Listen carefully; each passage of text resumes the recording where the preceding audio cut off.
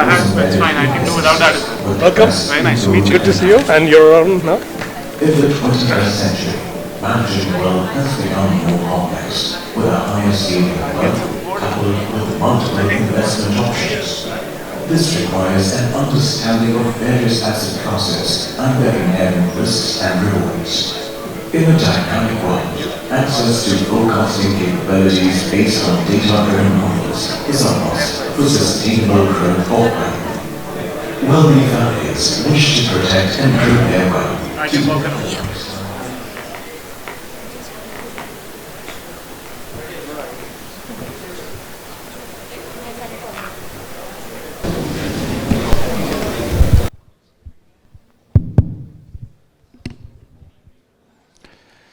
Great to be here. Everyone, can you hear me well at the end? Awesome. So, good evening. I've been asked to speak around building winning businesses in today's times. I don't know if I'm an expert on this, but I thought if I've come here, what I'll do is I'll talk about the Meesho story, and if there's some lessons which could be relevant for people who are starting companies today, scaling companies today, and I think that will be great. I think before I even come to some of those lessons, which I feel if I was starting today, I should know, the things I want to spend some time on is like our early stage story, right? So the Meesho story in the beginning. So we started Meesho back in 2015. Sanjeev and I, both of us were 24-year-olds. We started with one very simple mission. We said we will bring India's small businesses online. Someone asked us how, we had no idea. And we tell people that, hey, we had no idea. We said we will figure it out while building it out. And I think the journey in the first 2 years of Meesho defined us, built our character, and where we are today is mostly because of those first 2 years, which is 2015 to 2017. And I think some of those lessons have stayed with us as a company even today very, very strongly. So let me kind of talk about some of those stories, right? So we started in 2015, as I said, with one very simple mission, bringing all small businesses in India online to 24-year-olds who have no idea about how retail works, how e-commerce works. And they said, hey, we will do something where some large incumbents in the sector are. We went out, we tried to raise money, and no one gave us money, which was quite expected. Like, why will you do it? There's no reason for you to fund these two folks who have absolutely no idea what to do. So at that point in time, for the first 2 years, we raised about 1 crore at $1 million valuation, right? Like now, I don't even know if those rounds exist anymore. And this 1 crore that we raised, the crore that we raised, by the way, like helped us get those 2 years. We built out the team, built PMF, and could raise money after that. But that crore at that point in time, by the way, seemed enough. I'm sure it doesn't anymore. And I think we were able to prove what we started with that crore. And to us, I think that is very, very special. And a company, by the way, that is starved of capital in the early stages builds the foundation that doesn't require a lot of money. When you give money to that company, by the way, everything changes. And I'll give you that story.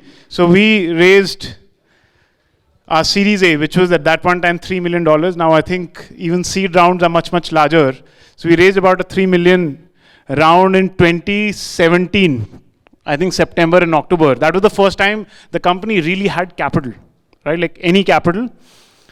And because a business that has achieved PMF, has good foundation, we built a very low cost structure of serving our customer base, finally got capital. With that 3 million, we went from $1 million ARR or GMV run rate to 100 million GMV run rate in the next 11 months, right? And it was, like at this point in time, it feels, hey, how did that happen? But the first 2 years were why that happened, even though it happened between 2017 and 2018, right? So this is the Meesho story of 2015 to 2017. What I will talk about today, I will talk about like why we could do this in the first 2 years and after, right? How we could achieve so much with such less amount of capital raised. We could build a team, we could prove the idea, we could get capital and kind of scale the business from there. I think that happened because of few principles that are still very, very important to the company today that we live by. And I'll start with the first one. And I think the first principle is, I think from day one when we started the company, Sanjeev and I said, both of us have zero idea about this business, and we know this, because that's very important. When you know that, hey, you have zero idea about this customer, about this seller, about this business, you start with that understanding, and he said, we will figure it out by being close to the customer, closer than anyone else has been to this small business. So the first 1 year, we tried, for the first 2 years, we tried multiple business models. And we spent time in these shops. So Sanjeev and I used to go to a small shop in Kormangla or HSR, tell the shopkeeper, hey, we will sit on the side and we will just observe you from morning to evening. We will not bother you, so don't worry. We will sit on the side, we will observe you because we want to figure out what does it take for you to come online. And we used to do it months after months.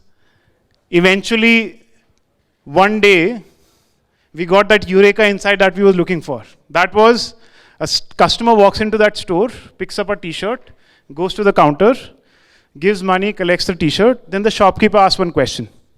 Hey, can you share your WhatsApp number? I'll add you to my WhatsApp group. This is 2016, right? Beginning of 2016, which is very weird.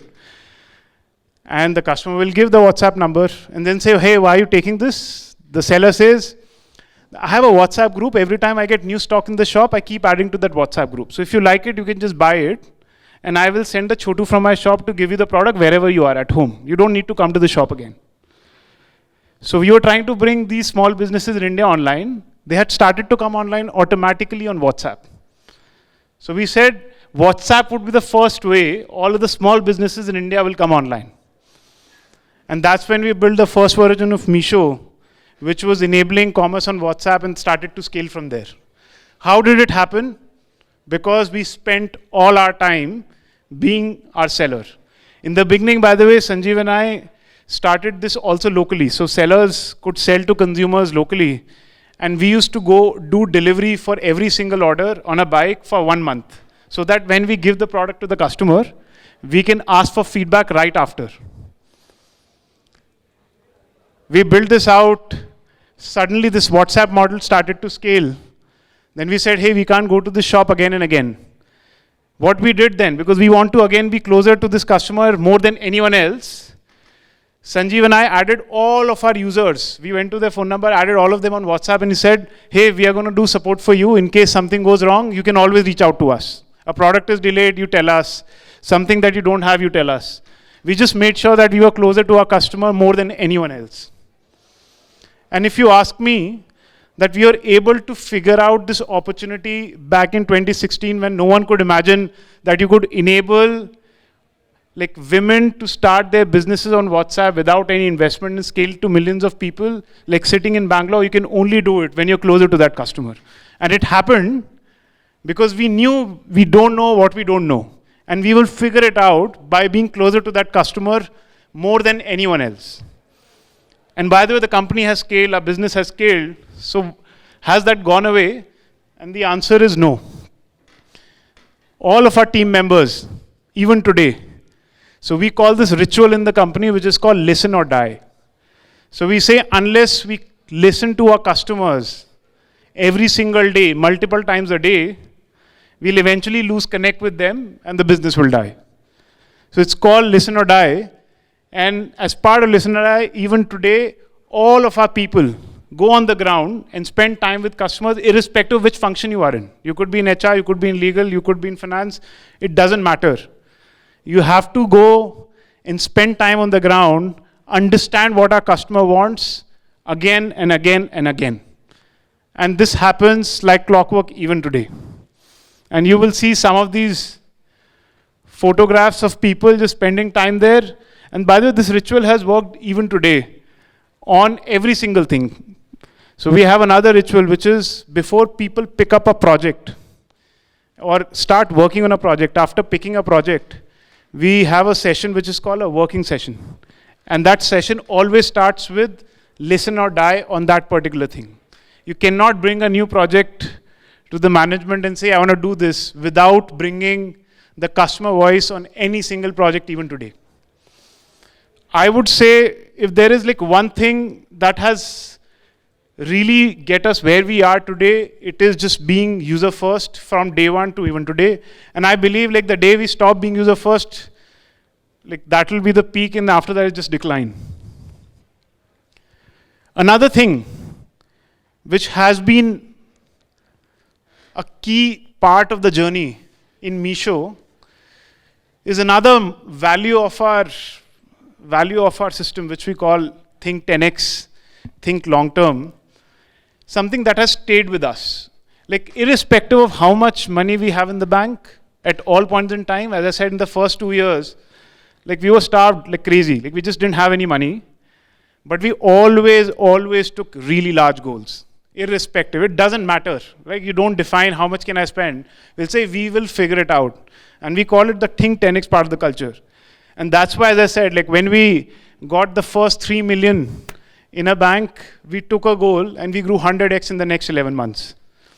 Last year, we figured out that the product that we have built, which is getting access to products from small businesses across the country, is a value proposition that even consumers in India also want. Until then, we are focused on enabling women to come and start their business on WhatsApp and sell to others. But even consumers started to come and buy from us, even though we had not built the product for them. So the beginning of last year, which is around April, we decided that, hey, we want to also offer to our product to consumers. So we will become a consumer-facing app. Apart from allowing people to start their business on WhatsApp, now consumers can come and buy from us directly. So we started this in April. We launched this in July, the consumer app. And imagine what did we take as a goal the day we launched the consumer app. So we started the consumer app, we came to a room and we said, let's define our BHAG. So internally we take goals and we call them BHAGs, the big, hairy, audacious goals, because everything has to be a BHAG. The goal we took, the day we launched this, we said, hey, in the next 12 months, we want to have 100 million people buy from us. I remember like when we did this, someone in our room laughed. How can, like you can be joking, right? Like you start this today, in the next 1 year, you want 100 million people in India to transact on this platform. Sounds very unreasonable. By the way, last month we saw, like last 12 months, we had 112 million people transacting with us. And it would have been impossible if we had not taken this goal, right? So just taking extremely large, to some extent unreasonable, irrational goals, again, I would say is very, very core to our culture. And I don't think it has changed irrespective.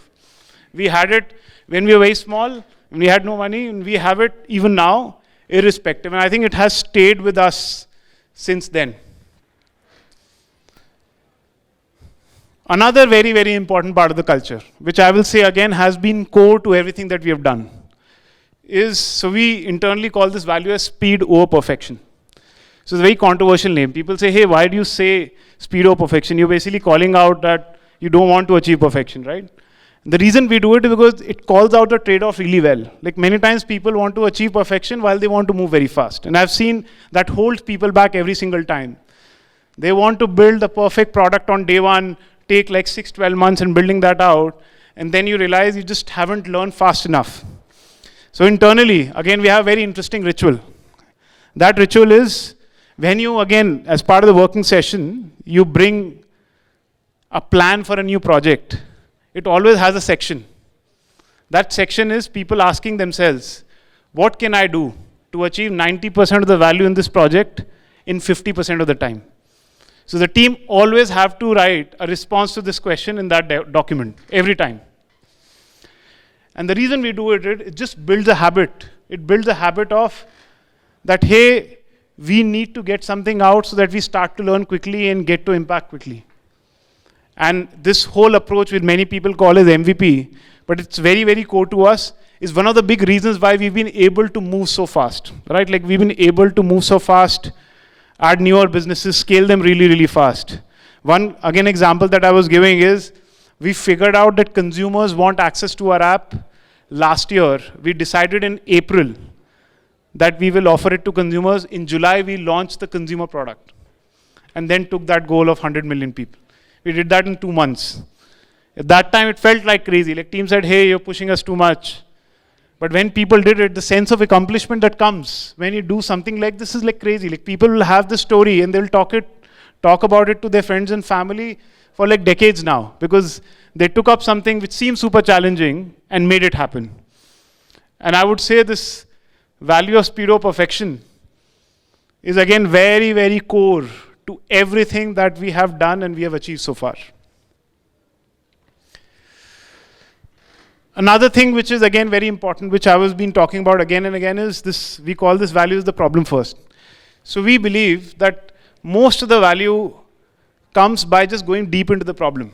So all of us have a habit of moving towards getting to solutions very, very quickly. And many times you realize you don't do justice to a problem because you spend so less time on the problem and so much time on the solution. And some of the things I was just talking about, this whole concept of like working sessions, all of that is basically part of problem first. So you see a typical meeting calendar, which call a PFS meeting. So internally, our meeting names are, by the way, by the names of our values. So it's a speed over perfection meeting, it's a problem first session meeting, so that people are reminded of what is important in this particular meeting. But again, this value has been very, very core to how we approach everything and how we have achieved so far. Another very, very important thing that has been key to where we are today is what we call as the growth mindset. So we very quickly realize that we make a lot of mistakes, right? Like lots of mistakes from our early days, again and again and again and again. And all of those mistakes are great learning sessions. Like basically you learn something that you can apply again and never commit that mistake again. And sometimes you find like lots of growth opportunities this way. And some of the value that I talked about so far also came by learning from our mistakes so far. So today, we have rituals in the company which are around reflection. So every quarter, everyone in the company goes back and fills this, which is called continue, stop and start. So they say, what will I continue from the last quarter? What will I stop doing because it didn't work out? And what will I start doing? Everyone does this reflection, including the senior management at the top, and then we come together and say, what can we learn from this? It's a ritual that we started maybe a couple of years ago, but today I would say this is very, very core to how the organization learns at a crazy pace and achieves what it does. Now, if you see some of the things I talked about, like all of this is culture. And culture is something which stays with the company in good times and bad times. And it's very hard to build it in the beginning, right? Because you ask people to behave in different ways than what comes natural to them. But once you do it, we've realized it becomes one of your biggest competitive advantages. And if you see, these are the 10 Meesho mantras that we talk about. Like everything, you meet someone from Meesho and you'll know that everyone knows all these 10 things. And everything that we do in the company has been built around them. We believe if we live up to these values every single day, we just don't need to care about anything else. Everything else will fall into place. We'll achieve our goals. We'll get to where we want. And if there is something which I believe that you need to do if you want to win a winning business today is you need to define what those values are for you, what matters in your business, and lay that in the foundation in the business from day one. And I believe like I talked about our journey, it will work for you as well. I think one last point I want to make on this is sometimes, like when we started the company at that time, a lot of people around us used to talk about culture. And we were, again, 24-year-olds who have no idea about it. And we used to go and ask other entrepreneurs, okay, can you tell me what does culture mean? And people used to tell us very vague things. Someone will say, hey, do you party enough? Work hard, party hard. Like people will tell you their understanding of what the word culture means. And we just could not understand it for a very long time. until we learned it the hard way. Culture to me is basically how your team behaves at different points in time, right? Like simple, nothing else. Like how do they behave when someone is not telling them something is basically culture. You can say anything that you want, but if they don't behave this way, it just doesn't work. So when we articulated what those values for us will be, some of the things I just talked about, we said, how do we make people behave this way now?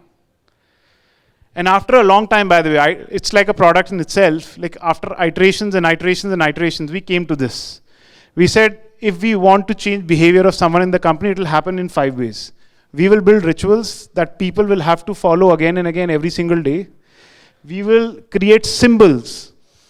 As I said, the names of our meetings are on values that people see every single day, right? Symbols that people interface with on a daily basis, that brings top of mind things that really matter. Creating heroes in the company, people who live up to these values, celebrating them so that everyone knows that, hey, this matters quite a lot. Talking about the stories that you have, like the stories I'm talking about, you again pick someone from Meesho, they will know all of the stories I told you because I say the same thing again and again inside the company. And they know that unless I live up to these values, we'll not be able to achieve big wins. That's the ones we talked about, right? So very, very important. And language. Like what kind of language do you use? Like what kind of unique language you create, nomenclature you create around these values. Again, brings top of mind some of these values. So this has been a framework that we've applied like consistently again and again over the last 7 years that we run the company. And we've been able to build out the culture that is very unique to us. And I believe the reason where we are today. I think my time is running out, so I will end with just one more story. And I think that story is relevant to the times we are in, right? We started the company back in 15. If you remember, that was the last time when the ecosystem went through a big downturn. Lots of people were shutting down their startups, services and food delivery companies and all of that happened. So we started the company in 15. We were starting the company when everyone else was shutting down. And that was one of the big reasons why we struggled with fundraising and everything else. And I think the time that today all of us are in are basically similar times. And I know a lot of people would be starting the companies now and maybe thinking, hey, did we start the company at the wrong time? One thing I'll talk about is we started the company in 15, but if I reflect back, we were extremely lucky. And the reason we were lucky is we were able to turn the disadvantage of timing, basically of starting the company, into a very big opportunity. And I'll give you one example. So when we started the company, obviously, as I said, we didn't have much money, so we couldn't give people enough salaries, get a lot of people at what they were being paid at the last place. But we said that, hey, at this point in time, there are a lot of very high ownership folks, very smart folks, who are shutting down their companies because they didn't do well in the last 2 years. And we said, that's a great talent to hire. So our first 3 engineers, first Android engineer, backend engineer, another backend engineer, all 3 were ex-entrepreneurs who just shut down their companies and joined us. Our first head of business was an ex-entrepreneur. Our first product manager was an ex-entrepreneur. All of them. And we realized that that was the best pool of talent because these are high achievers who just went through a failure. And the next opportunity they will take, they will give their 120% to prove to themselves that they are not a failure, right? And when these guys come into the company, they just took everything with so much high ownership. I believe, again, some of the things we were able to achieve in our first 2-3 years happened because of the kind of talent we got. And if we were starting this company in 2020 or 2021, I don't think we would have been able to tap that talent at that point in time. Super hard, right? So again, you can always turn some of these challenges into big opportunities depending on how you play them out. Another big thing that basically favored us is at that point in time, because the capital was not so much available, we never had a lot of competition. Like if you know, how many players would you know that competed with our business in the first 5 years? We never had. Because very few people start companies in times like this. And if you are able to go through this grind better than anyone else, you will realize that you're able to tap this opportunity much, much better. So sometimes like you can feel that, hey, are we starting this company at the right time? But I believe there's never been a better time to start up, to become an entrepreneur, to achieve the passion that you have. And I think that's what really matters. So thank you so much. Like, really great sharing the Meesho story with all of you. I'm happy to take any questions that you want. Thank you.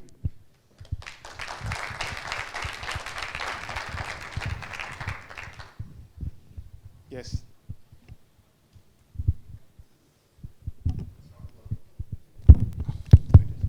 Hi Adit. I've been following you guys from your investor pad office in Koramangala, pre-YC days. Mind-blowing story. What you've developed is unbelievable. I want to understand when you had initial days when you were really figuring it out, or say the second or the third year, where what were your top priorities and what were you thinking? What were you thinking of 3 years back? And then how did you build this story the way we see it now? And are you talking about our pre-Series A days, like the kind of first 2 years, Around or that. after? Around pre-Series A, Series A sort of a time.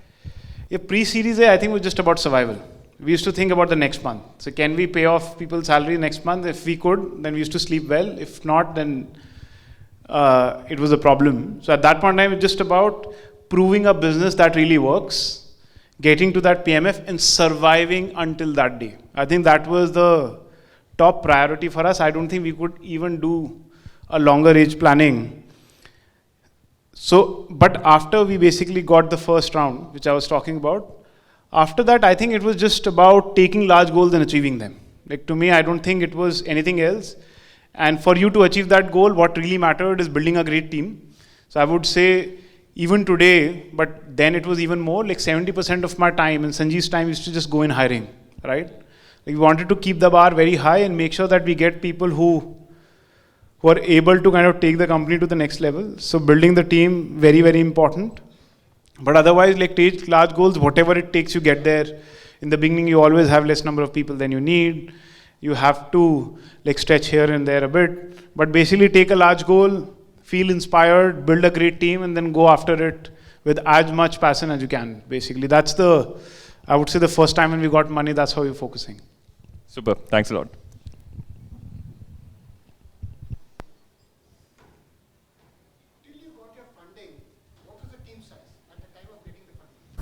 So we are 30 people. Yes. How did you manage till then? Like, because you were not revenue generating. So what, like, how difficult or how easy was it for you to manage? So it was tough. So I'll tell you what all we did. I think we ran out of money once. Then our engineers, by the way, figured out that we can take some tech gigs where we'll make website for some people. And then we did that and we extended our runway with 3 months again. So we kept doing things again to survive, because for us, like that was most important. I still remember when we raised Series A, the time money came into the bank account, we just have 1 month's salary money left. But I believe even though that we hadn't got then we would have picked some other project to pick some money for some time and then build it out, right? Because when the drive is so much that, hey, we need to make it happen, you'll do something or the other to survive. But we kept doing something to figure out access to capital and then keep building. Basically hustle around. Yeah.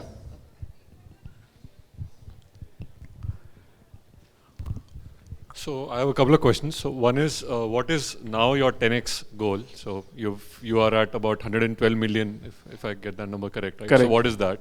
And previously, while you were a reseller platform and there were so many resellers on the platform, if you could highlight what was the top 2 or 3 things that you identified you could solve for them, that you may or may not have solved, but the challenges that you figured out, for your resellers, basically. Yeah. So let me start with the second question first, then I'll come to the first one. So again, starting with the first thing I talked about, which is being user first, right? So when we figured out the persona of homemakers who could become women entrepreneurs on Meesho and basically sell products on WhatsApp to their community, we're trying to figure out like how do we get a lot of them? So by the way, in a business like this, which is similar to like an Ola and Uber, right? So this supply, you need to get people to a minimum income. Otherwise that supply goes away. So you can take an equivalent example and say, hey, every entrepreneur that will come onto a platform has to make some minimum income, otherwise you have a high churn. So in the beginning, we took a very high goal that everyone has to meet this income. And we figured out that when you do it, your supply becomes really constrained. Like not a lot of people would want to come and become entrepreneurs. But over time, we got one very interesting insight. And that insight was that most of our women entrepreneurs, by the way, were secondary earners for the family. So it was not the most important income to the family. The big reason why they used to come to our platform is to get a professional identity of their own. Because that was the biggest miss in their life. Saying, hey, everyone calls me by Mrs. XYZ. So my identity starts with my husband's identity. No one knows even my name, right? And no one talks to me and asks me about what do I do, etc. So professional identity was a big miss. And that mattered to people a lot more than money mattered. So then what we did, we said, hey, we will build a platform which will gratify users for sure in terms of the personal identity they will have. And that worked the best. And by the way, we eventually got to about 15 million women entrepreneurs. A lot of them used to do very small amount of sales. Because we figured out if you solve for their professional identity, they believe that they're starting their own business. People start to refer to them as their own business. So when you used to receive parcel from Meesho, the label, like the way you get it from an e-commerce company, you mention the seller. In that case, it will be that business, that lady's name, and not her name, a boutique name. She used to come. So when you used to come to Meesho, the first thing you used to do is you used to give your business a name. And that used to become identity, and every single time a product is delivered to the customer, it will be from this business. So people know that they're buying from this particular business, which used to grow her identity again and again and again and again. And once we figured this insight out, we realized now there's no minimum income we need to get our entrepreneurs to. And that was one of the big reasons why we could scale our platform so far. Again, you have to be extremely close to your customer to figure something out like this, because it was not very intuitive. Everyone thought that is a minimum income that we have to get every entrepreneur on the platform, otherwise they will leave. And then they used to ask us what that number is. And say, you see, like the people who make 250 rupees per month, they come to the app 5 times a day, every day. And just, it does not change. And I think that insight, that is one insight, but that worked most beautifully for our scaling. If we hadn't figured that out, then the kind of scale we would have achieved would be much, much smaller. Now coming to what is 10x for us, right? You're right, like we are 112 million. Like we just cannot take a 10x which is 10x of that. So the 10x that we have taken as a company, and I think it's a iterative process, for us now is, what does 10x for us as a company mean internally is basically maturing as a company the one we want to be, right? So internally we have taken a goal that, hey, the next right step for the company is to basically go public. And for that, we need to structure a business to be some way. Like we need to get to profitability, we need to get to a certain scale, we need to get to a certain growth every year. And that's basically the goal the entire company has taken. And every single time people come back to that and see, hey, this is the goal we have taken, where we are today. And this is the BHAG. And I believe, again, every few years as a company, we have taken a newer 10x goal that can keep us inspired every single day when we get up in the morning. Like you have to really feel energized from that goal. And I believe this goal now is that energizing goal which really matters to us. Yes. It's all about the company, the good things and all of that. But I would like to know something that you feel regret about, probably a mistake that you think today that you possibly better would not have done. Yeah, I think, so by the way, like the last value I talked about, growth mindset, came from this fact that we just make too many mistakes, right? And there's so many. But if I have to pick like few of them, I think because of our first 2 years history, right? Because of our first 2 years history when we didn't have capital, for a very long time, by the way, we were just, to some extent, penny wise, pound foolish. Like anything which feels like a longer term investment, we didn't do it.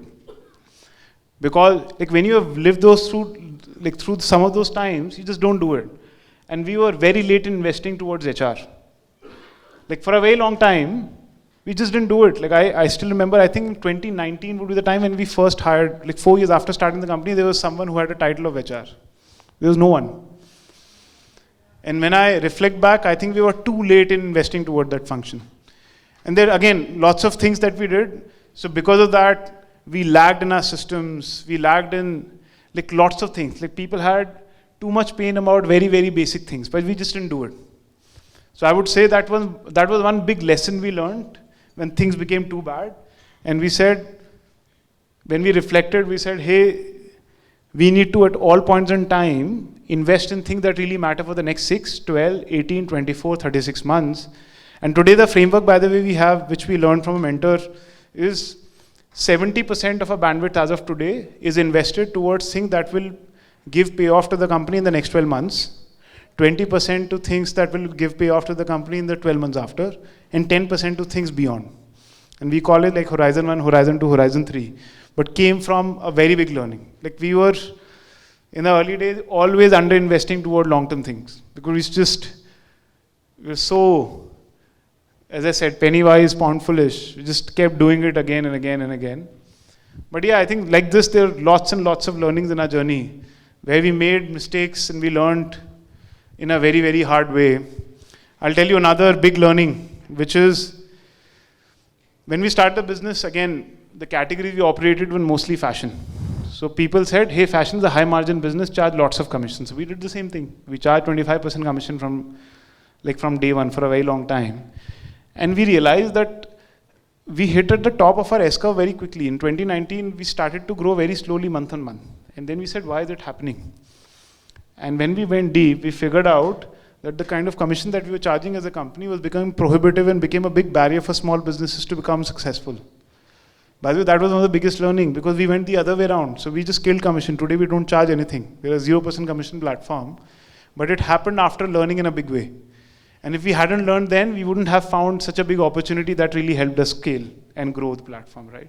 So I would say all of these mistakes and all of these places where we didn't do as well as per expectations is when we found some large opportunities of growth for the company.